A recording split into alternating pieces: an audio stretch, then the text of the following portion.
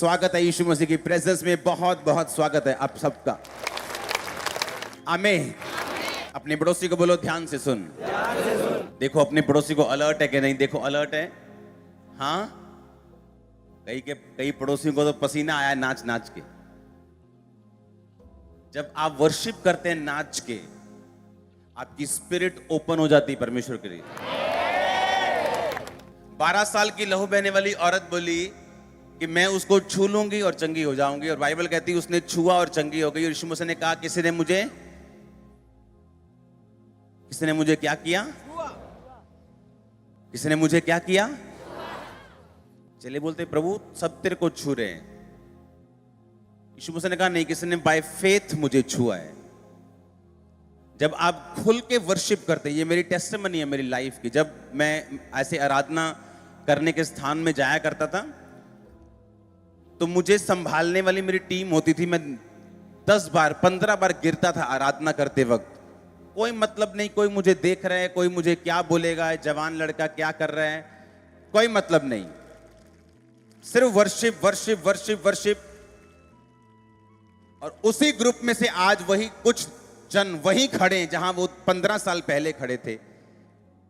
परमेश्वर तो वही था, लेकिन छुआ किसने? 12 साल वाली उस औरत ने। और शमौन कोड़ी के घर में रहकर भी यीशु मसीह जब वापिस आए, शमौन कोड़ी का कोड़ी था। इतनी फायर प्रेजेंस में, इतनी जबरदस्त अनॉइंटिंग में भी अगर हम नहीं बदले तो कब बदलेंगे? हालेलुया। अपने हाथों को उठा, बोलो जो मैं सुनूं मैं फल लेके आऊं। अंधकार की शक्तियां इसे चुरा ना सके, प्रभु यीशु मसीह के सामर्थ्य नाम में। आप नई ब्लेसिंग्स को देखने वाले हैं। ये आत्मिक होगी, ये फिजिकल होगी, ये सोल की होगी। हालेलुया। एक वचन को पढ़ेंगे, मत्ती 27 उसकी 32 आयत अपनी स्क्रीन के ऊपर। अपने पड़ोसी को बोलो तो यीशु मसीह को फॉलो करने के लिए बुलाया गया है। जिस तरह परमेश्वर ने अपने पिता को फॉलो किया, उसने कहा मैं भी तुझे चाहता हूं कि तू मुझे फॉलो करे। आमीन। उस वचन में लिखा हुआ, बाहर जाते ही उन्होंने शमौन नामक एक कुरेनी मनुष्य को पकड़ा और उसे बेगार में यीशु मसीह का क्रूस उठाने के लिए ले चले। हमारा एग्जाम्पल कौन है? प्रभु यीशु मसीह। हमारे लिए कौन एग्जाम्पल है? चेलों को हर टाइम खाने की पड़ी होती थी। चेले खाना ले आए, खाना भूल गए, खाना आ रहा है, खाना जा रहा है। यीशु मसीह कहते हैं मेरा खाना ये नहीं, मेरा खाना ये है कि मैं अपने परमेश्वर की मर्जी को, उसके काम को जो उसने मुझे सौंपा है उसे पूरा करूं। जब परमेश्वर ने आपको बनाया तो परफेक्ट बनाया। उसने आपके लिए परफेक्ट ब्लेसिंग्स को रचा हुआ है इस धरती के ऊपर। ऐसा कोई भी जन नहीं जो ये चाहता है कि वो बच्चा पैदा करे इसलिए कि वो बहुत सा संघर्ष करे, सारी उम्र उसकी टांग दर्द करती रहे, सारी उम्र गरीब रहे, सारी उम्र लोगों के पैसे देने के लिए बस गाली सुनता रहे। आप चाहते कि ऐसा बच्चा पैदा हो? आप चाहते उसकी जिंदगी में ऐसा हो? एक इंसान, बाइबल कहती, बुरा होकर भी अपने बच्चों को अगर भली वस्तुएं देना जानता है तो तुम्हारा स्वर्ग के पिता तुम्हें भली वस्तुएं क्यों ना देगा? आमीन। जब परमेश्वर ने आपको बनाया तो उसने आपके लिए परफेक्ट ब्लेसिंग्स को आपके साथ ही बनाया है, आपके बाद में नहीं बनाया। आदम जब परमेश्वर का कार्य कर रहा था उस वाटिका में, तो बाइबल कहती परमेश्वर ने आदम को देखा और परमेश्वर ने आदम को बोला कि आदम का अकेला रहना ठीक नहीं, मैं इसको एक सहायक दूंगा जो इसके साथ मेल खाए। और बाइबल कहती परमेश्वर ने आदम को पकड़ा, उसे गहरी नींद में सुलाया और उसकी पसली में से पसली निकालकर उसकी जगह मांस भरा और हवा को पैदा किया। आमीन। और वो किस में से निकाली गई थी? परमेश्वर ने ये नहीं कहा ओहो यार ये तो मैं भूल ही गया, चलो फिर से मिट्टी गूंदते हैं, फिर से उसमें जीवन का सांस फूंकते हैं और बोलते हैं आदम मैं भूल गया था, ये ले तेरे लिए परफेक्ट ब्लेसिंग। बाइबल कहती परमेश्वर ने सारी ब्लेसिंग जो आदम को चाहिए थी उसके अंदर से निकाली। परमेश्वर को मालूम था कि आदम को फ्यूचर में क्या चाहिए और उसने सब कुछ आदम के अंदर डाल दिया था। आप कोई भी फल खाते हैं, वो फल बाहर से नहीं आता, बल्कि उस बीज के अंदर से निकलता है जिसको आप धरती पे डालते हैं। हाँ या ना? परमेश्वर ने उस बीज को ताकत दी है कि वो फल को पैदा कर सके। और उसी तरह परमेश्वर ने जब आपको बनाया तो इस इच्छा से और इस मेंटालिटी से और इस सोच से बनाया कि जब परमेश्वर ने आपको बनाया, आपने नहीं, मैं फिर आपको बोल रहा हूं, जब भी आप वचन सुने आप भूल जाए कि यहां लाखों लोग बैठे हैं, यहां वो सुन रहे हैं, वो सुन रहे हैं। आप सोचो कि मैं सिर्फ आपसे बात कर रहा हूं। और मैं आपको ये कह रहा हूं, जब परमेश्वर ने आपको बनाया, सिर्फ आपको, तो उसने आपके लिए परफेक्ट ब्लेसिंग्स को उसी वक्त बना दिया जब परमेश्वर ने आपको बनाया। अब आप कहेंगे अगर परमेश्वर ने ऐसा बनाया तो दुनिया दुखी क्यों है? अगर परमेश्वर ने मेरे लिए परफेक्ट ब्लेसिंग्स को बनाया है तो मेरी लाइफ में वो क्यों नहीं? जिस तरह एक पेड़ को फल पैदा करने में टाइम लगता है, उसी तरह अगर आप चाहते हैं कि परमेश्वर की परफेक्ट ब्लेसिंग्स जो परमेश्वर ने आपके लिए रखी हैं आपकी लाइफ में आना शुरू हों, तो ये वचन जो मैं आज आपको दूंगा आपको फॉलो करना होगा। यीशु मसीह ने बाइबल में लिखा कि बाहर जाते हुए एक शमौन नामक कुरेनी मनुष्य उसे मिला। किसको? सिपाहियों को। और बाइबल कहते सिपाहियों ने उसे पकड़ा, बेकार में पकड़ा उसे और कहा कि यीशु मसीह का क्रूस उठा और यहां से यीशु मसीह के साथ साथ चल। और वहां पे उस देश में एक रूल था कि सिपाही किसी भी व्यक्ति को, किसी भी इजरायली को पकड़कर उसे एक कोस कुछ किलोमीटर तक फ्री में लेके जा सकते थे, वो मना नहीं कर सकता था। समझ आ रही कि नहीं? कि रोमी सिपाही किसी को भी पकड़ सकते थे, चल भाई मेरा थैला फाड़ में सब्जियां था, चल ये ले पकड़ मेरा ये गेहूं का मन, एक चल सिर पे रख, चल मेरे साथ। वो मना नहीं कर सकता, ये रूल था उनका। और उन्होंने शमौन के ऊपर यीशु मसीह के क्रॉस को लाद दिया। मैं आपसे एक बात कहना चाहता हूं, क्या यीशु मसीह की प्रार्थना पूरी नहीं थी कि यीशु मसीह से क्रॉस नहीं उठा हुआ? क्या यीशु मसीह की फास्टिंग में कुछ कमी रह गई थी जो क्रॉस नहीं उठा हुआ यीशु मसीह से? क्या यीशु मसीह ने कोई गुनाह किया था कि उसके शरीर में इतनी ताकत नहीं थी कि वो उस क्रूस को उठा सके और जा सके, अपना क्रूस खुद उठा सके? उसे किसी की जरूरत क्यों पड़े? बाइबल का एक एक बिंदु, उसका असर आसमान तक हो सकता है, वो इतना गहरा है। परमेश्वर ने आपको भी बोला कि यदि तू मेरा चेला बनना चाहता है तो प्रतिदिन क्या करेगा? तू अपना हर संडे थर्सडे,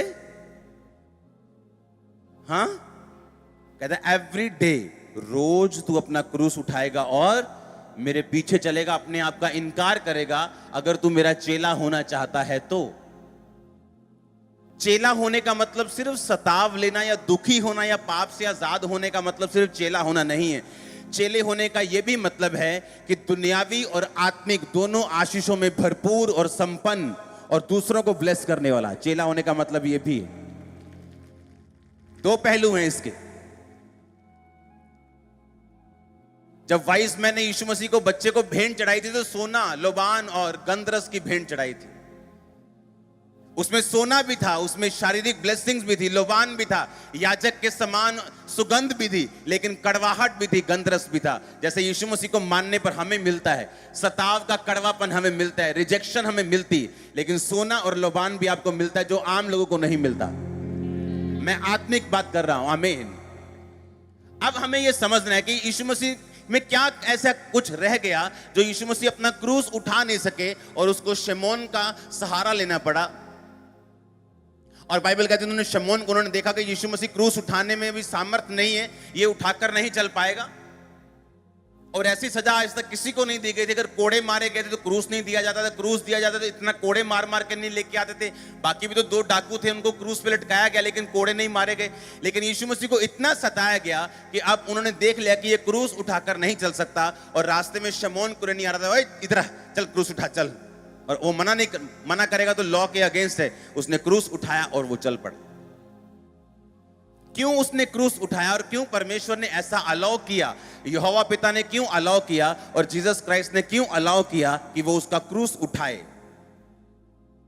आप जब अपने क्रूस को उठा के चलेंगे अपनी लाइफ में, इसीलिए मैं आपको बोलता हूं, अगर आपका आज का वर्ड समझ आ गया, आपकी लाइफ ब्लेस है।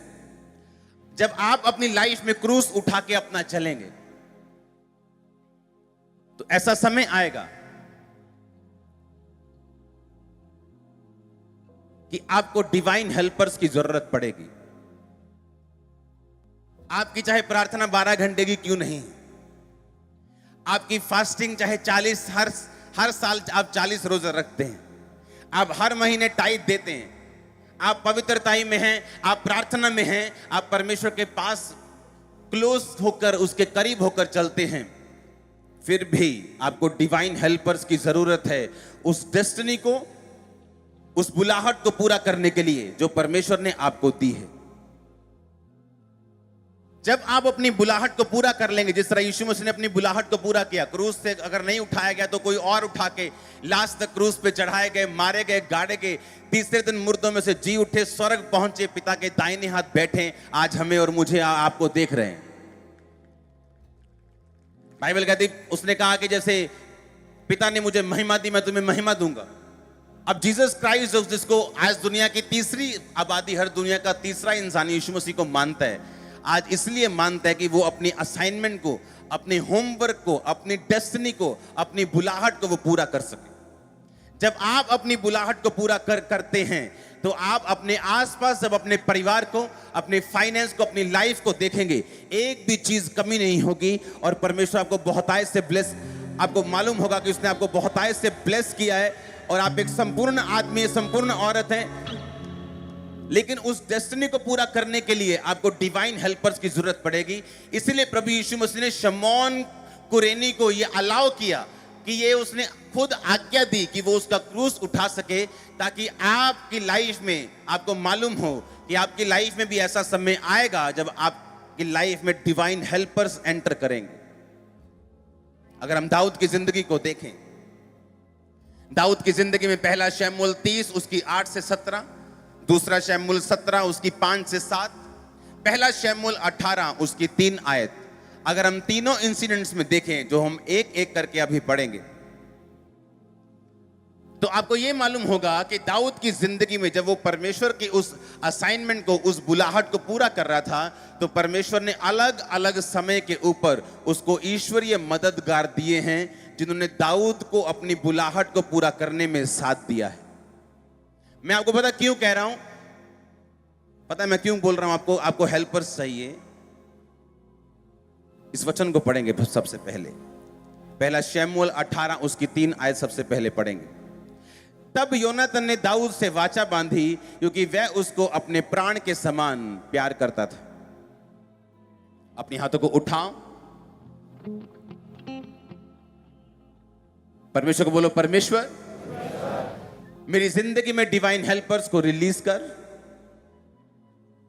ईश्वरीय मददगारों को भेज, मैं अपनी असाइनमेंट, अपने होमवर्क को पूरा कर सकूं और आशीषित हो सकूं, प्रभु यीशु मसीह के नाम में। आप जानते हैं, आपको, आप में से एक भी जन ऐसा नहीं है जिसके लिए होमवर्क नहीं है। पता है कि नहीं? पता है कि नहीं? हर बंदे को होमवर्क मिला है स्वर्ग से, और जब वो होमवर्क आप पूरा करते हैं, आपकी लाइफ की सारी ब्लेसिंग्स जो आपके लिए बनी हैं आपके अंदर से निकलना शुरू होती हैं। जब तक आप उस असाइनमेंट को, उस होमवर्क को नहीं समझते, तब तक आप अपनी लाइफ में, अपने फाइनेंस में, अपने शरीर में, अपने परिवार में आप संघर्ष करते हैं। एक भी जन ऐसा नहीं है जिसको होमवर्क नहीं मिला, जिसको डिवाइन असाइनमेंट, जिसको परमेश्वर ने एक बुलाहट नहीं दी। हर एक बंदे की बुलाहट अलग अलग है, और आपकी ब्लेसिंग उस बुलाहट को पूरा करने के अंदर है, बाहर नहीं। समझ आ रही इतनी बात? और परमेश्वर आपको अलाउ करता है कि जब आप उस अपने होमवर्क को पूरा कर रहे होंगे, तो आप अपनी ताकत से भी नहीं, अपनी प्रार्थना से भी कई बार नहीं, बल्कि आपको डिवाइन हेल्पर्स की भी जरूरत पड़ेगी, ताकि आपको अपनी धार्मिकता के ऊपर भरोसा ना हो, बल्कि आपको मालूम हो कि जो कुछ मेरी जिंदगी में कर रहा है वो परमेश्वर कर रहा है। मैं हूं तो प्रार्थना में, हूं तो फास्टिंग में, हूं तो मैं परमेश्वर की पवित्रताई में, लेकिन परमेश्वर मेरी जिंदगी में काम कर रहा है। यह डिवाइन हेल्पर्स उसका एक नतीजा है। आप मेरी बात समझ रहे कि नहीं? आपका होमवर्क है, आपको परमेश्वर ने एक काम दिया है। मैं इंडिया के बाहर था इस हफ्ते में, अब आज आया हूं वापिस।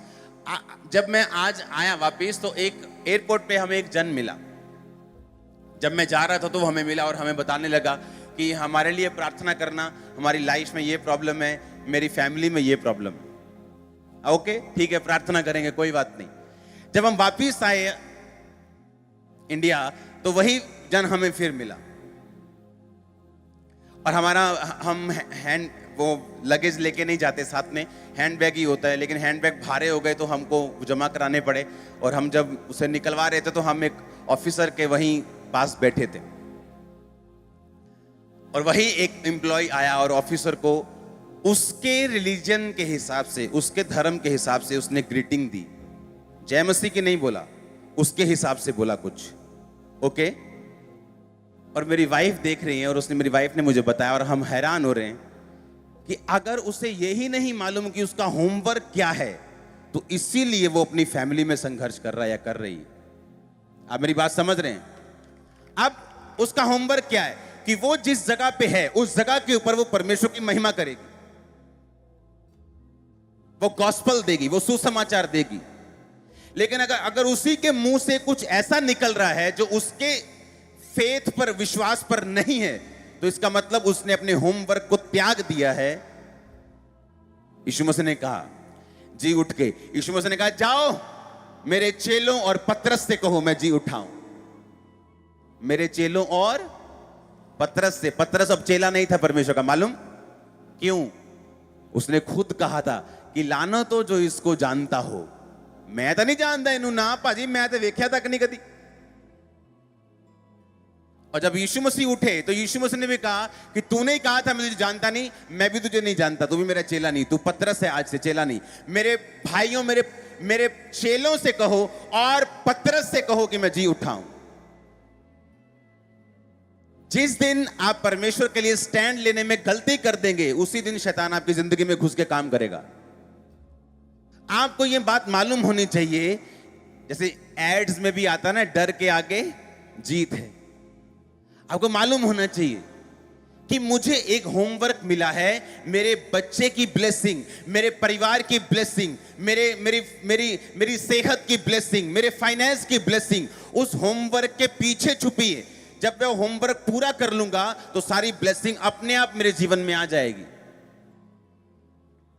लेकिन जब होमवर्क तो समझ आ नहीं रही, हम अभी भी चर्च को एक ऐसा स्थान लेके जा रहे हैं जहां पर मेला लगता है, जाके माथा टेकेंगे और जो बैठा है गद्दी पे उसको बोलेंगे प्रार्थना करो जी सब कुछ ठीक हो जाए। अभी तक हम उस मेंटालिटी से तो निकले नहीं। अभी तक हम क्रिश्चियन तो बने नहीं स्पिरिट में। जो क्रिश्चियन है नए नियम के मुताबिक, अगर आप नया नियम पढ़ेंगे तो नए नियम में प्रॉफिट्स का भी इतना रोल नहीं है, आत्मा से चले हुए लोगों का रोल है। आत्मा अब गाइड करता है लोगों को। पुराना समय नहीं है, अब प्रॉफिट्स का समय नहीं है। अब प्रोफेटिक गिफ्ट काम करता है चर्च में, लेकिन अब बाइबल कहती है तुम आत्मा की अगुवाई के साथ चलोगे, ना कि भविष्यवाणी जो तुम्हारे जीवन पे एक हुई उसके अनुसार कि यहोवा यों कहता है, यहोवा यों कहता है। अब वो नहीं टाइम। अब रोज तुम्हें अपना क्रूस उठाना है, रोज अपनी असाइनमेंट को, अपने होमवर्क को समझना है कि जहां मैं हूं मेरा एक होमवर्क है, जहां मैं काम करता हूं, जहां मैं जॉब करता हूं, जहां मैं बिजनेस करता हूं, जहां मैं पढ़ने जाता हूं, जहां मैं पढ़ने जाती हूं, जहां मैं काम करने जाता हूं, वहां एक होमवर्क है। चाहे वो आपका बॉस हो, आपको डर लगता हो, आप अपने होमवर्क से मुड़ नहीं सकते, क्योंकि आपको अपने हेवनली बॉस को भी जवाब देना है। अगर उस बॉस ने ब्लेसिंग रोक दी तो चल जाएगा थोड़े दिन संघर्ष, अगर उस बॉस ने ब्लेसिंग रोक दी तो फिर कुछ नहीं हो पाएगा। अगर होमवर्क नहीं समझे तो क्या होगा फिर? हालेलुया। बाइबल कहती दाऊद जब परमेश्वर के साथ चला, तो मैं आपको कैसे परमेश्वर फेवर करता है मालूम? फिर जब आप होमवर्क को पूरा करते हैं ना, बड़ा मुश्किल है होमवर्क को समझना और उसको पूरा करना। लड़कियां की गवाही देती कि जिस मॉल में मैं काम करती थी, वहां एक लड़के ने मुझे ऑफर दी मेरे साथ फ्रेंडशिप कर लो। मैंने बोला कि मैं तो पहले से ही जीसस के साथ मेरी फ्रेंडशिप है, मैं तो पहले ही प्रभु की हूं, हम फ्रेंडशिप नहीं करते, हम परमेश्वर के हैं। वो क्या होता है?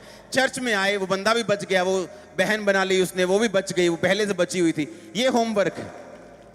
लेकिन उसके साथ फ्रेंडशिप को कबूल करना और पाप में गिरना अपने होमवर्क का इनकार करने वाली बात है। और फिर जब होमवर्क आप मना कर देंगे, आप अपनी बुलाहट को मना कर देंगे, फिर आप जीसस के सामने हाथ फैलाकर नहीं बोल सकते मुझे ब्लेस कर, क्योंकि ब्लेसिंग आपके अंदर से निकलनी है।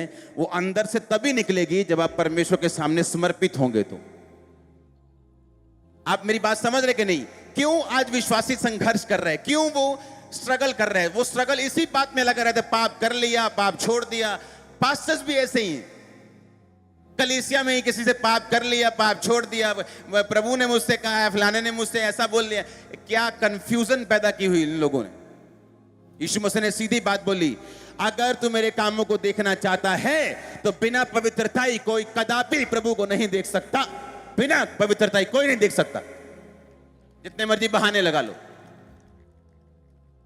हालेलुया। अब अगर मुझे यह मालूम हो गया कि मेरी ब्लेसिंग मेरे होमवर्क के पीछे, आप हाउसवाइफ हैं, आपके लिए भी होमवर्क है, आप जवान हैं आपके लिए भी है, आप बुजुर्ग हैं आपके लिए भी है। हालेलुया। आप बुजुर्ग हैं लेकिन अपने घर की लड़ाई का कारण बन गए हैं। आप तंग करना चाहते हैं अपने बच्चों को, पोतों को प्रॉपर्टी के मामले में, आप अपनी होमवर्क को पूरा नहीं कर रहे हैं।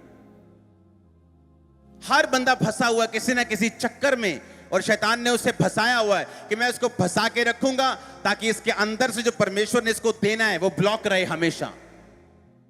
ये घर में पाइप तो बड़ी अच्छी डाली है, पर प्लम्बर थोड़ा सा बोरी उथे फंसा के बेचारा चला गया।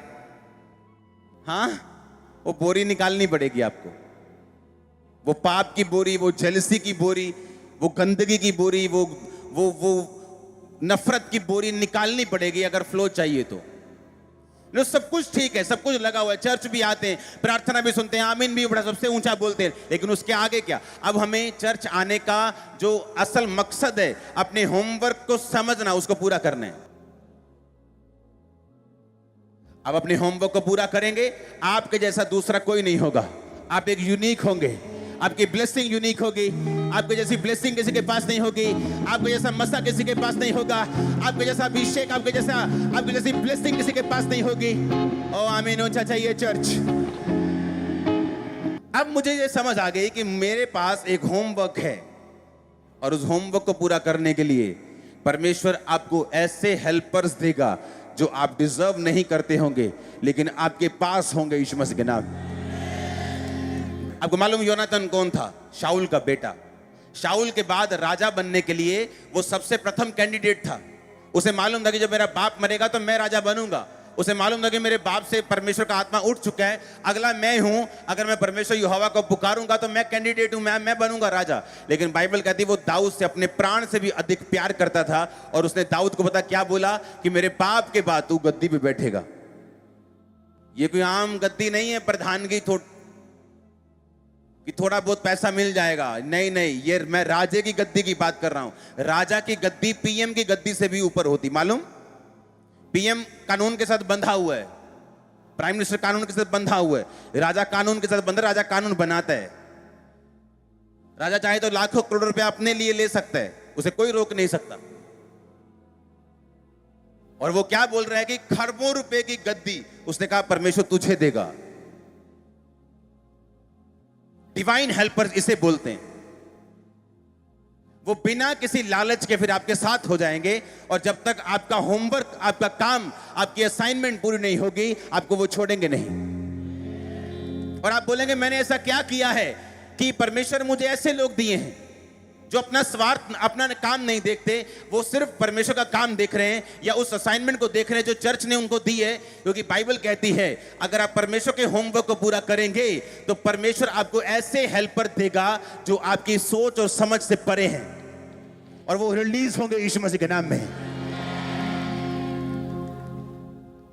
हालेलुया। वो डिवाइन हेल्पर्स देगा आपको।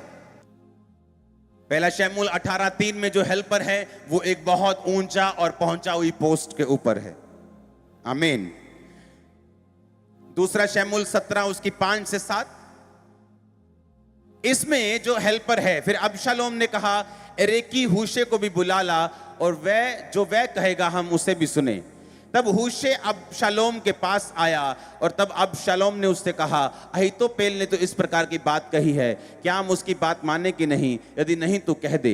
हूशे ने अबशालोम से कहा जो सम्मति अहीतोपेल ने इस बार कही है वो अच्छी नहीं। अब हूशे कौन है? हूशे दाऊद का दोस्त है। किसका दोस्त है? जब दाऊद के बेटे ने उसके साथ विद्रोह किया, कारण भी दाऊद था क्योंकि उसने पाप किया और परमेश्वर ने विद्रोह को होने दिया। और बाइबल कहती हूशे नाम का व्यक्ति दाऊद का दोस्त था, और लेकिन वो अबशालोम के पास गया ये बोल के कि मैं तेरा दोस्त हूं। और अहीतोपेल नाम का एक बड़ा बुद्धिमान जन था। बाइबल कहती जो कोई वो सलाह देता था वो कभी सलाह जमीन पे गिरती नहीं थी। अगर उसने कह दिया ना कि ये वाला राजा ये बस 10 तारीख के करीब आएगा और इस दिशा से आएगा, उसी दिशा से वो आता था, उसी तारीख को वो आता था। इतना वो बुद्धिमान था और राजा के दरबार में उसकी वैल्यू एक बड़े ऑफिसर के समान थी, मंत्री से भी ऊपर उसकी वैल्यू थी। अगर उसने कह दिया ना कि इस साल में इस महीने अकाल पड़ेगा या ऐसी प्रॉब्लम आने वाली या दुनिया का माहौल ऐसा, हमें ये ऐसा करना पड़ेगा, वैसे ही होता था जैसा वो बोलता था। बाइबल कहती इस बार राजा ने हूशे की बात को सुना और अहीतोपेल जो कि महाबुद्धिमान था उसकी बात को नहीं सुना, और इस बात से निराश होकर अहीतोपेल ने सुसाइड कर ली थी। जबकि ये एक प्लॉट था, ये एक कॉन्स्पिरेसी, एक साजिश थी जो परमेश्वर ने अलाउ की, क्योंकि परमेश्वर दाऊद के साथ था, अबशालोम के साथ नहीं। आमीन। अब ये एक डिवाइन हेल्पर था जो दाऊद की जिंदगी में था। अब दाऊद खुद अपने बेटे को जाके मना थोड़ी करेगा कि मैं यहां बैठा हूं, यहां मत आ। अब उसे एक हेल्पर चाहिए, आपको भी हेल्पर चाहिए। आप मेरी बात समझ रहे कि नहीं? तीसरी तरह के हेल्पर जो हमें मिलते हैं वो पहला शमूएल 30 उसकी 8 से 17 आयत में मिलते हैं। दाऊद ने यहोवा से पूछा क्या मैं इस दल का पीछा करूं तो उसको जा पकड़ूंगा। ये उस समय की बात है जब दाऊद सिकलग के राजे के साथ लड़ने के लिए गया और अपने बीवी बच्चों को पीछे छोड़ गया, और पीछे से लोग आए और उसके सारे बीवी बच्चों को उठा के लेके गए, सब लोगों के, और उसकी बस्ती को आग लगाकर फूंक गए। और सारे लोगों ने यह सोचा कि हम दाऊद को पत्थर मार मार के मार देंगे क्योंकि इसकी वजह से हमारे बीवी बच्चे को लोग उठा के ले गए। दाऊद इतना चिंता में पड़ा और बाइबल कहती है उसने परमेश्वर का वचन का स्मरण करके हियाव बांधा, और उसने तब भी प्रार्थना की परमेश्वर के सामने। वो दुखी नहीं हुआ, उसने ये नहीं कहा प्रभु मेरे साथ ऐसा कैसे हो गया, मैं तेरा जन हूं, मैं तो जा रहा हूं पीछा करने उनका, तू मेरे साथ है तो मेरे साथ चलना और सब कुछ छुड़ा के वापस लेके आना। दाऊद अभी भी जानता था कि मैं परमेश्वर की असाइनमेंट में हूं, मैं परमेश्वर के होमवर्क को पूरा कर रहा हूं, तो परमेश्वर के लिए मैं कुछ भी करने और सहने के लिए तैयार हूं। अगर ये परमेश्वर की मर्जी है तो भी मैं हां करने के लिए तैयार हूं। तो उसने क्या कहा? उसने कहा 8 आयत में कि परमेश्वर क्या मैं उनका पीछा करूं तो मैं उनको पकड़ लूंगा? तब उसने कहा, यानी यहोवा ने कहा पीछा कर, तू निश्चय उनको पकड़ेगा और निस्संदेह सब कुछ छुड़ा लाएगा। तब दाऊद अपने 600 साथी जनों को लेकर बसोर नामक नाले तक पहुंचा और वहां कुछ लोग छोड़े जाकर रह गए। दाऊद और 400 पुरुष समेत पीछा करने के लिए चला गया, परंतु 200 ऐसे थक गए थे जो बसोर नाले के पार न जा सके, वहीं रहे। उनको एक मिस्री पुरुष मैदान में मिला, उन्होंने उसे दाऊद के पास ले जाकर रोटी दी और उसने उसे खाया और तब उसने उसे पानी पिलाया। फिर उन्होंने उसको अंजीर की टिक्किया का एक टुकड़ा और 2 गुच्छे किशमिश दिए, और जब उसने खाया तब उसके जी में जी आया और उसने 3 दिन और 3 रात से ना तो रोटी खाई थी ना पानी पिया था। दाऊद ने उससे पूछा तू किसका जन है और कहाँ का है? उसने कहा मैं तो मिस्री जवान और अमालेकी मनुष्य का दास हूँ। 3 दिन हुए मैं बीमार पड़ा रहा और तेरा स्वामी और मेरा स्वामी मुझे छोड़ गया। हम लोगों ने करेतियों की दक्षिण दिशा में यहूदा के देश में और कालेब के दक्षिण दिशा में चढ़ाई की और सिकलग को आग लगाकर फूंक दिया था। दाऊद ने उससे पूछा क्या तुम मुझे उस दल के पास पहुंचा देगा? उसने कहा मुझसे परमेश्वर की सौगंध खा कि तुम मुझे ना तो मारेगा ना मेरे स्वामी के हाथ में वापिस करेगा, तब मैं तुझे उस दल के पास पहुंचा दूंगा। तब उन्होंने उसे पहुंचाया। तब देखने में आया कि वो सब भूमि पर छिटके हुए, यानी वो सब मौज मस्ती कर रहे थे और खाते पीते और बड़ी लूट के कारण जो फलिश्तियों के देश और यहूदा के देश से लाए थे वो नाच रहे थे। इसलिए दाऊद उन्हें रात के पहले पहर से लेकर दूसरे दिन की शाम तक मारता रहा, यहां तक कि 400 जवानों को छोड़ जो ऊंटों पर चढ़कर भाग गए, उनमें से एक भी मनुष्य ना बचा। हालेलुया। इसमें दाऊद का माइंडसेट क्या बताता है कि उसे मालूम है वो यहोवा की महिमा करने के लिए चुना गया है।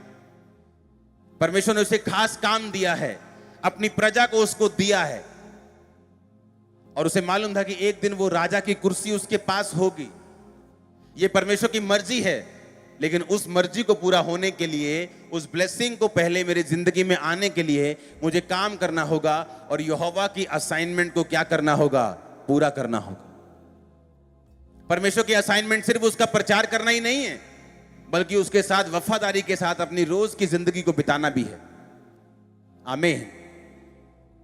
अगर आज के विश्वासी की जिंदगी में ऐसी घटना हो जाए जब उसका परिवार, उसका बिजनेस एक ही दिन में फूट जाए, तो क्या वो अभी भी बोलेगा कि परमेश्वर क्या मैं उस दल का पीछा करूं? यानी वो ना सुनने के लिए भी तैयार था। आमीन। वो ना सुनने के लिए भी तैयार था। उसने मन बना लेगा कि परमेश्वर बोलेगा नहीं, एक नई शुरुआत कर, तो वो करने के लिए तैयार था। इसलिए उसने प्रभु से क्वेश्चन किया कि परमेश्वर क्या मैं उनका पीछा करूं? तो क्या मैं उनको जा पकड़ूंगा? अपनी हेवनली असाइनमेंट को पूरा करने के लिए आपको ऐसा नेचर चाहिए, ऐसा फेथ चाहिए, ऐसा प्रेम चाहिए जो यीशु मसीह के अंदर पिता के लिए था और आपके अंदर परमेश्वर यीशु मसीह के लिए होना चाहिए। इसलिए मैं कह रहा हूं, सिर्फ प्रार्थनाओं, सिर्फ फास्टिंग और सिर्फ धार्मिकता की ये बात नहीं, ये प्रेम की बात है। उसने जो मुझसे प्रेम किया मैं उसको छुड़ाऊंगा। हम प्रार्थना में रहेंगे, फास्टिंग करेंगे, धार्मिकता में जीवन बिताएंगे, लेकिन उसके आगे भी एक लाइफ है। आमीन। उसने कहा प्रभु मैं क्या जा पकड़ूं? मैं कैसे पकड़ लूंगा? यानी अपने डिवाइन असाइनमेंट को जब आप पूरा करेंगे, अपने होमवर्क को पूरा करेंगे, आपको अपने कैरेक्टर को भी, आपको अपने प्रेम को भी जो परमेश्वर के लिए आपकी लाइफ में है उसे साबित करना होगा। कि परीक्षा आने के बाद मैंने लोगों को देखा है, उनके घर में कुछ एक घटना बुरी हो गई, कहां थे आप? चर्च नहीं आए? मेरे जी मम्मी की डेथ हो गई, मैं उस तो बाद आया नहीं। आपका प्यार कच्चा है, कच्चा प्यार है आपका। इसीलिए तो सभी लोग असाइनमेंट पूरी नहीं कर पाते ना, सब लोग कामयाब नहीं हो पाते, सब लोग सेवा कंटिन्यू नहीं कर पाते, सब लोग विश्वासी की जिंदगी कंटिन्यू नहीं कर पाते, क्योंकि जो जगह परमेश्वर आपको लेके जाना चाहता है वो ब्लेसिंग से भरी हुई है, लेकिन आपको धीरज रखना होगा, अपने प्रेम को प्रूफ करना होगा और आपको उसके आगे देखना होगा कि आगे क्या है। आमीन। और उसने आगे देखा, बीवी बच्चे चले गए, सब कुछ खत्म हो गया, मालूम नहीं क्या होगा। और एक बंदा मिलता है, मिस्री, बीमार व्यक्ति एक मिलता है, उसे उठाते हैं, उसे खाना खिलाते हैं, उसे पानी पिलाते हैं, उसे अंजीर की टिक्कियां खिलाते हैं, फर्स्ट क्लास 5 स्टार उसे रोटी देते हैं, उसको हील करते हैं। इसलिए नहीं कि उसको कुछ बता सके, अभी भी इतनी कड़वाहट, इतना ज्यादा होने के बावजूद भी दाऊद कड़वा नहीं हुआ अभी तक। हालेलुया। कि सब कुछ दाऊद में बुरा, दाऊद की लाइफ में बुरा हो रहा है। अगर आज चर्च आते वक्त अगर पंचर हो गया ना, स्कूटर पंचर हो गया, तो रास्ते में आते तो हट जाए यार, ओ हट जा, पंचर हो गया यार। पंचर कड़वा कर देता आपको। छोटी सी कुछ हो गया घर में, वो आपको कड़वा कर देते हैं। और दाऊद अब तक मीठा है, कह रहा है भाई साहब ये लो खाना, ये पीना, ये अंजीर की टिक्किया। कौन हो यार तुम? कहां से? यहां कहां? इस सुसान में कहां पड़े हो? बीमार कौन हो तुम? और उसने बताया कि मैं एक मिस्री हूं, मुझे वो लोग छोड़ गए। कौन लोग? ये लोग थे, इन्होंने सिकलग को फूंक दिया था, मैं उनके साथ था, मैं बीमार हुआ, मुझे छोड़ के चले गए। कैरेक्टर देखो आदमी का, पैसे की कोई कमी नहीं। नौकर बीमार हुआ, नौकर को छोड़ के चले गए, चलो और आ जाएगा, खत्म। और दाऊद देखो बिना लालच के उसको खिला रहा है, पिला रहा और हील कर रहा है। इसका मतलब उसने अपने कैरेक्टर को मेंटेन करके रखा था, जो आपकी हेवनली असाइनमेंट को पूरा करने के लिए आपको चाहिए। आप मेरी बात समझ रहे कि नहीं? क्योंकि सारी गेम ही बोलते ना, सारी गेम ही असाइनमेंट के पीछे, सारा कुछ ही आपकी हेवनली असाइनमेंट के पीछे, सारी ब्लेसिंग, आपकी इज्जत, आपकी बरकत, वो सारी होमवर्क के पीछे है। और उसको पूरा करने के लिए आपको एक गुड और आपको एक अच्छा स्पिरिचुअल और अच्छा इंसान बनना पड़ेगा उसको पूरा करने के लिए। आप देखते दाऊद की लाइफ में हेल्पर्स आए। इमेजिन करो आप यहां से तरन तारन जा रहे हैं, मालूम नहीं आप कौन से, अब पहले कौन सा रोड्स या जीपीएस होते थे या गूगल भाई बोलता था कि भाई साहब इधर थोड़ा ट्रैफिक है, इधर से हो जाओ। कुछ नहीं था ऐसा, बस जा रहे हैं, 400 बंदे जा रहे हैं। देखो 400 बंदे वही गए हैं जहां वो एक बंदा बीमार बैठा है। इमेजिन करो। और इमेजिन करो, मैं तो बोलता हूं वो बुखार भी प्रभु ने चढ़ाया उसको, कि इसको बुखार चढ़े, इसका बेवकूफ मालिक इसे यहीं छोड़ जाए और ये दाऊद को मिले और फिर पकड़वा दे उनको सबको। मेरी बात समझ रहे कि नहीं? आप जब परमेश्वर में सही होते हैं ना, परमेश्वर ऐसे आइडियाज, ऐसे कनेक्शंस आपकी लाइफ में बनाता है, आप हैरान होंगे कि हो क्या रहा है आपकी लाइफ में। वो आपको इन्फ्लुएंस वाले लोग भी देगा, जिनका दुनिया में इन्फ्लुएंस है एक डिवाइन हेल्पर के रूप में। वो आपको छोटे लोग भी देगा जो आपकी हेल्प कर सकते हैं, ऐसी जो बड़े नहीं कर सकते। वो आपको हर तरह के लोग देगा, जो किसी पोजीशन पे बैठे हैं वो भी देगा, जो नीचे हैं वो भी देगा, जो बीच में वो भी देगा। आप हैरान होंगे और आप इस बात को बड़े ध्यान से रिकॉग्नाइज और पहचान लेंगे कि मेरी लाइफ में परमेश्वर का बड़ा हाथ है, क्योंकि परमेश्वर अपने हेल्पर्स को, अपने मददगारों को मेरी जिंदगी में भेज रहे हैं। लेकिन हमारा ध्यान मददगारों के ऊपर नहीं होना चाहिए। हमें थैंकफुल होना चाहिए, लेकिन हमें यह मालूम होना चाहिए कि हमें मददगार खुद ढूंढने नहीं है, परमेश्वर भेजेगा।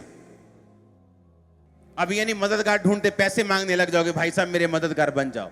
उसने भीख मांगने के लिए आपको नहीं बुलाया। हालेलुया।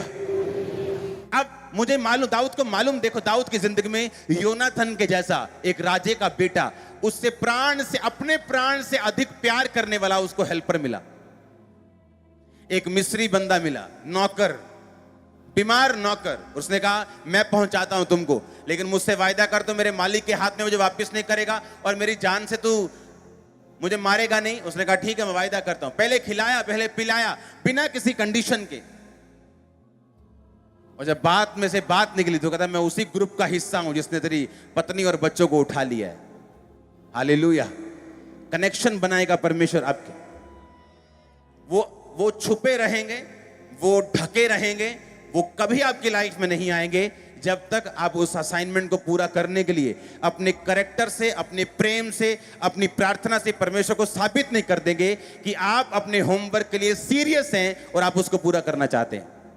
जो व्यक्ति पाप में है वो होमवर्क से बाहर है, वो होमवर्क को पूरा नहीं कर रहे, वो बहुत दूर हैं, बहुत दूर हैं। आप चर्च में आएंगे, प्रभु आपसे प्यार करेगा, माफ करेगा, लेकिन अभी तक आप एलिजिबल नहीं हैं कि आप उस रास्ते पे चल सकें जो आपके होमवर्क का रास्ता है। और वो एक ही है, वो टेढ़ा मेढ़ा नहीं है, कहीं और से होके नहीं जाता, वो एक ही रास्ता है, उसी को फॉलो करना है और वही ब्लेसिंग्स है। उसके मार्ग में उत्तम पदार्थ पाए जाते हैं, लेकिन उसका मार्ग तंग है और संकर है और थोड़े उसे पाते हैं। आप उन थोड़ों में होंगे, आपका परिवार उन थोड़ों में होगा।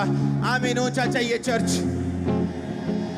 तब आप हैरान होंगे कि परमेश्वर किस तरह लोगों को, जो कुछ मायने रखते हैं, उनको, ऐसे लोग जो आपकी लाइफ को इन्फ्लुएंस कर सकते हैं, ऐसे बड़े लोग जो आपकी लाइफ को ब्लेस कर सकते हैं, ऐसे लोग जो छोटे हैं लेकिन आपकी लाइफ में ऐसी बड़ी हेल्प कर सकते हैं, वो अलग अलग तरह के लोगों को आपकी लाइफ में भेजेगा। और आपको मालूम होगा कि ये सिर्फ मेरा ही काम नहीं, या मैं अपनी ताकत से नहीं चल सकता, मुझे भी यीशु मसीह की तरह परमेश्वर शिमोन भेजेगा जो इस क्रूस को उठा के साथ चलेगा। तो आपको मालूम होगा ना बल से ना शक्ति से, बल्कि उसकी आत्मा के द्वारा। आपको मालूम होगा कि मुझे जिस तरह आपको मेरी जरूरत है, मुझे आपकी जरूरत है। आप मेरी ताकत हैं, मैं आपकी ताकत हूं। आमीन। मैं अकेले में कुछ नहीं, आप अकेले में कुछ नहीं। आमीन। इसलिए परमेश्वर ने डिवाइन हेल्पर्स को अरेंज किया है ताकि वो हमारी लाइफ में आए। लेकिन वो किन की लाइफ में आएंगे? जो परमेश्वर के साथ एक मन है, जो मन बना चुका है उसे फॉलो करने का। कोई ठोकर जिसको हिला नहीं सकती, कोई नेगेटिविटी हिला नहीं सकती, कोई एक घटना, कोई दुर्घटना उस व्यक्ति के विश्वास को हिला नहीं सकती। जो सीधा चलना चाहता है, कहीं से भी शुरुआत करना चाहता है, उसे कोई मतलब नहीं उसकी लाइफ में पास्ट में क्या हुआ, जो आगे देखना चाहते हैं। आप अगर उनमें हैं, अगर आप अपनी असाइनमेंट को पूरा करने के लिए तैयार हैं, होमवर्क को पूरा करने के लिए तैयार हैं, आपको ऐसे लोग मिलेंगे, आपकी आईज ओपन कर देंगे, आपको ऐसे हेल्पर मिलेंगे। सिर्फ अमीर नहीं, सिर्फ गरीब नहीं, वो कोई भी हो सकता है। दाऊद की लाइफ में ऐसा हेल्पर जिसके पास रोटी तक नहीं, जो बीमार है, जो खुद अपनी हेल्प नहीं कर सकता, वो भी एक हेल्पर बन गया उसका। दाऊद ने इतने बंदों को मारा, अगले दिन कहता है शाम तक वो मारता रहा, उनकी भी लूट वापस लेके आया, सब कुछ वापस लेके आया उस डिवाइन हेल्पर के कारण। एक छोटा सा हेल्पर जिसको उसने हेल्प की। अपने कैरेक्टर को नहीं छोड़ना। दुख आए, मुसीबत आए, लोगों ने आपके साथ जैसा मर्जी बिहेव किया हो, कभी भी अपने स्वभाव से बाहर आकर उनसे डील मत करना। जलंधर में जब मीटिंग, आज से बहुत साल पहले एक मीटिंग रखी गई थी और वो कैंसिल कर दी थी उस एरिया के लड़कों ने इकट्ठे होके, तब बहुत कम क्रिश्चियंस होते थे, कैंसिल कर दिए, होने नहीं देंगे, होने नहीं देंगे, होने नहीं देंगे। और वह व्यक्ति एमएलए की पोस्ट के लिए खड़ा हुआ और उसने चर्च में मैसेज भेजा कि मैं मिलना चाहता हूं। जब मैं उससे मिला तो उसने कहा, मैं बहुत बार आने की ट्राई कर रहा था, लेकिन मुझे ऐसा लग रहा था कि आप मुझे पीटेंगे, आप सब लोग मुझे पीट ना दे, कि आपके लोग मुझे पीटे ना, कि तुमने पापा का विरोध किया था, तेरे को बताते हैं अभी। मैंने कहा ऐसा नहीं, तूने मेरा विरोध किया, मैं तो कब का भूल गया, तू मेरा भाई है। उसको बिठाया, उसके साथ चाय पी, उसको वचन दिया, उसको दिल से बताया कि डोंट वरी, हम तुम्हारे साथ हैं, हम तुम्हारे लिए प्रार्थना करेंगे, आमीन। तो वो व्यक्ति जब सुन के गया, आज वो जलंधर का एमएलए। तो हमें अपनी असाइनमेंट के कहां रहना है? अंदर। कहां रहना है? बोलो अपने पड़ोसी को, अपने होमवर्क को पूरा कर, बोलो आमीन। हर व्यक्ति, हर बंदा अपने होमवर्क को जानता है। ऐसा कोई नहीं जो अपने होमवर्क को नहीं जानता। अगर कोई सरकारी स्कूल का बच्चा है, वो भी जानता है मास्टर ने क्या काम दिया है। इंग्लिश स्कूल का उसे भी मालूम है कि मैडम ने क्या काम दी। हर बंदा अपने होमवर्क को जानता है। उसे पूरा करो, उसे पूरा करो। इस शरीर को काबू में लेके आओ, इमोशंस को काबू में लेके आओ, उस असाइनमेंट को पूरा करो। ग्रेटनेस आपका इंतजार कर रही है। मैंने कहा ग्रेटनेस आपका इंतजार कर रही है, यीशु मसीह के नाम में। हालेलुया। आप फिर देखेंगे क्या होता है। और ये आराम से चलने वाली लाइन है। जब दाऊद के सिकलग को मार के फूंका गया, तो दाऊद उस समय जवान हो चुका था, मालूम। जब उसको मसा किया गया था, उसके चेहरे से बाइबल कहती लाली झलकती थी, बिल्कुल बच्चा था वो जब उसको मसा किया गया था। मसा किया गया था राजा होने के लिए। अब जवान हो गया, जब राजा बनने का समय नजदीक आ रहा था, तो अब एक नई मुसीबत आ गई कि परिवार ही खत्म हो गया सारा। शैतान बोला ले कर ले तू अपनी असाइनमेंट पूरी। अब बता यीशु मसीह भला है कि नहीं, यहोवा भला है कि नहीं। शैतान आपको चैलेंजेस देगा, आपको चुनौतियां देगा, आपको सवाल देगा, आपको क्वेश्चंस देगा। अगर आपने ऊपर नहीं आए वचन से, तो आप वहीं रह जाएंगे। इसलिए परमेश्वर ने कहा कि तुम्हारा युद्ध मांस और लहू से नहीं, शैतान से, अंधकार की शक्तियों से, हाकिमों से, उनकी सेनाओं से जो आसमान में रहती उनसे। इफिसियों की उस पुस्तक को पढ़ेंगे, उसके 6 उसने कहा इसलिए परमेश्वर के सारे हथियार बांध लो कि तुम बुरे दिनों का सामना कर सको, सब कुछ पूरा करके स्थिर रह सको, सत्य से अपनी कमर कसकर, धार्मिकता की झिलम पहनकर। इन सब के बारे में बाद में बात करेंगे। हम बात करेंगे 15 आयत की। और पांव में मेल की सुसमाचारी के तैयारी के जूते पहनकर। आप जानते जितने ये बाइबल में हथियार लिखे हैं, ये आपकी उस असाइनमेंट को पूरा करने में आपकी मदद करते हैं। सत्य से क्या कर अपनी, हमारी कमर क्या है? हमारी बुद्धि। मसीह में आपकी कमर क्या है? कसना कैसे? वर्ड से। सच्चाई क्या है? वचन। वचन से कमर कसनी है।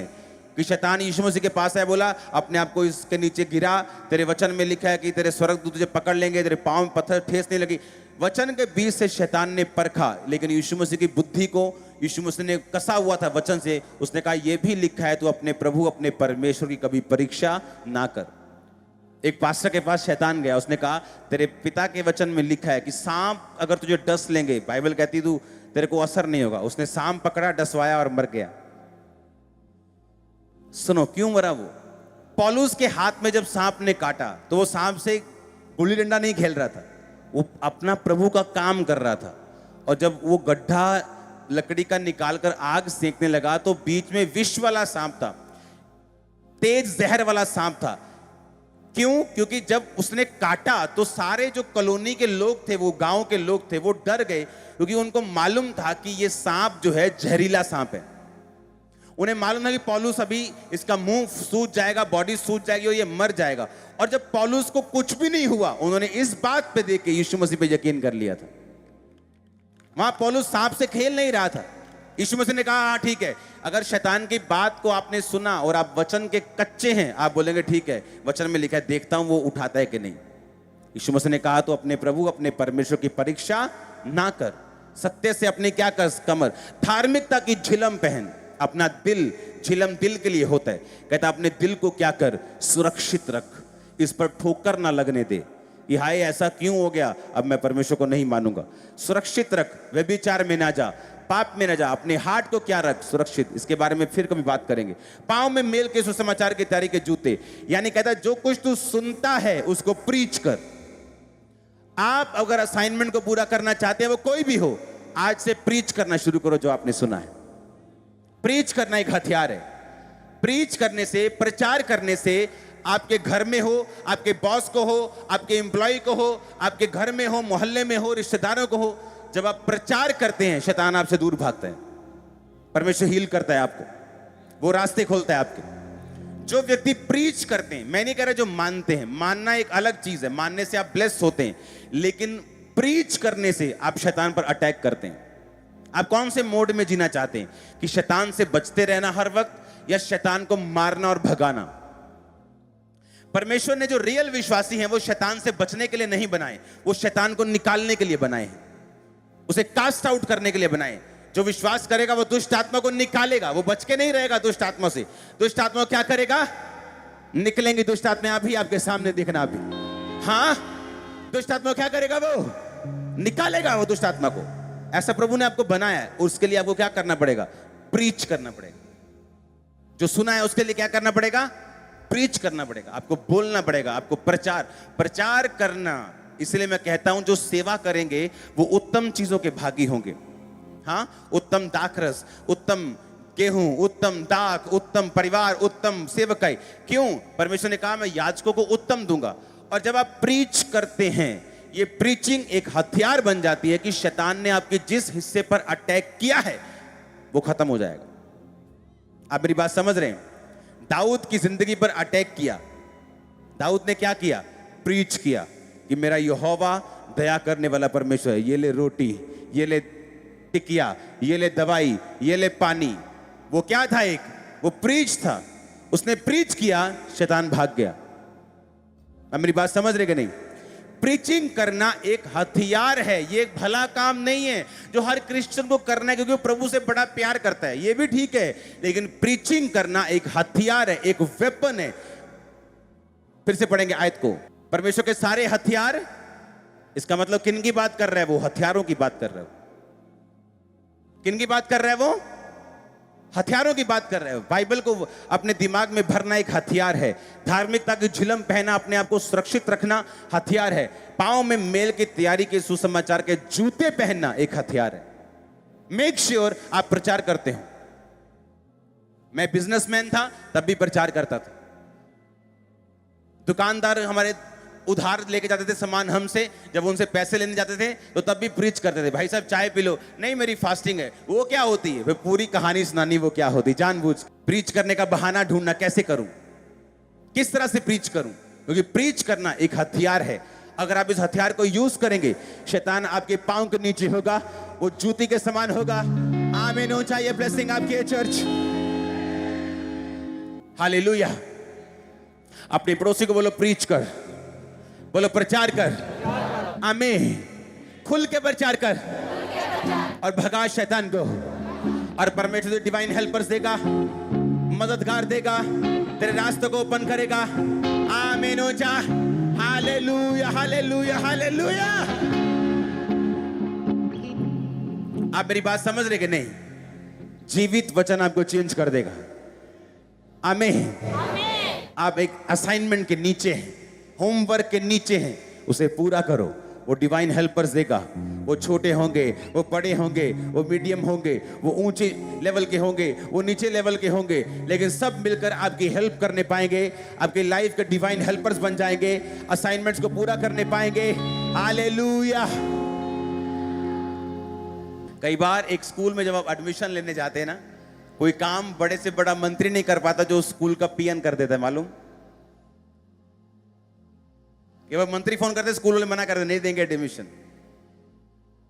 आपको नहीं मालूम कौन बड़ा या कौन छोटा। हालेलुया। आपको यह मालूम होना चाहिए कि परमेश्वर भेजेगा और वो पक्का भेजेगा। एक भी ऐसा नहीं जिसने होमवर्क पूरा किया हो और परमेश्वर ने उसे हेल्पर्स न दिए। एक भी ऐसा नहीं। सबके हिसाब से मिलेंगे, अलग अलग मिलेंगे, वंडरफुल मिलेंगे, ब्लेस्ड मिलेंगे। एक बात ध्यान रखना, हेल्पर्स उसी की लाइफ में आते हैं जो परमेश्वर की महिमा के लिए काम कर रहे हैं। बस दैट्स इट। जो प्रभु की असाइनमेंट को, होमवर्क को समझता है कि मेरा क्या है और मैंने उस हिसाब से चलना है। अपने हाथों को उठाओ, थैंक यू जीसस। उठाओ उठाओ अपने हाथों को, हिलाओ अपने हाथों को। हमारे YouTube चैनल को सब्सक्राइब करें ताकि आप परमेश्वर के गहरे वेदों को जान सकें कि कैसे आप परमेश्वर में बढ़ सकते हैं, कैसे आप दुष्ट आत्माओं से, नशों से, बीमारियों से और वंशों के श्रापों से आजाद हो सकते हैं।